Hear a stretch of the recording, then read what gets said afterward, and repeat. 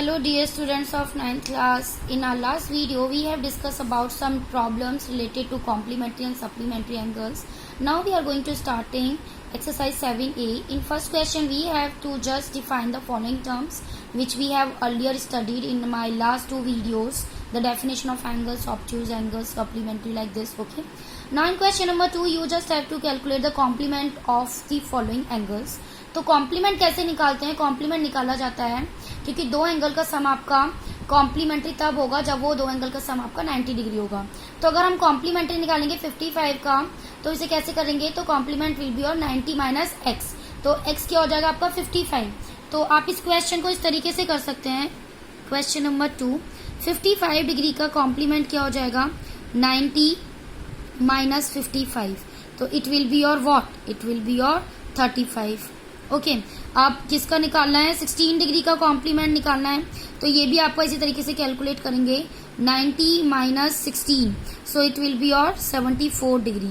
Okay तो complement निकालने के लिए we just have to subtract the given value from the 90 degree. Right. In question number 3 we have to calculate the supplement of the every angles. तो 42 degree is given here. How we have to do? तो supplement निकालने के लिए क्या होता है? दो angle का सम सप्लीमेंट्री कब होता है? जब वो 180 डिग्री होता है. तो हमें यहाँ से क्या करना है? 180 में से माइनस करना है सप्लीमेंट निकालने के लिए. ठीक है. तो सप्लीमेंट निकालने के लिए मैंने क्या किया? जैसे मुझे निकालना था किसके लिए? 42 डिग्री के लिए निकालना था.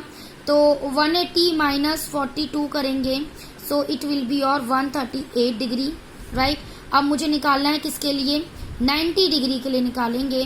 तो 90 डिग्री के लिए क्या करेंगे? 180 minus 90 degree. Don't forget to mention the degrees. Okay तो it will be on 90 degree. इस तरीके से you have to find out the supplementary angles. Right. Now in question 4 you have to measure the angle which is equal to its complement. So like this we have already discussed in our last videos. So you just have to go through those videos and just do these questions. Right. In question number 5 we have to do the same thing which we have done earlier in our last two videos. Okay so I hope you can do this whole exercise very easily, but if any case you find the doubt you can ask to me.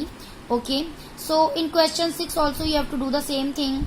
Question 7 you also have to do the same thing. 8, 9, 10 they all are the same one. Right. So thank you class.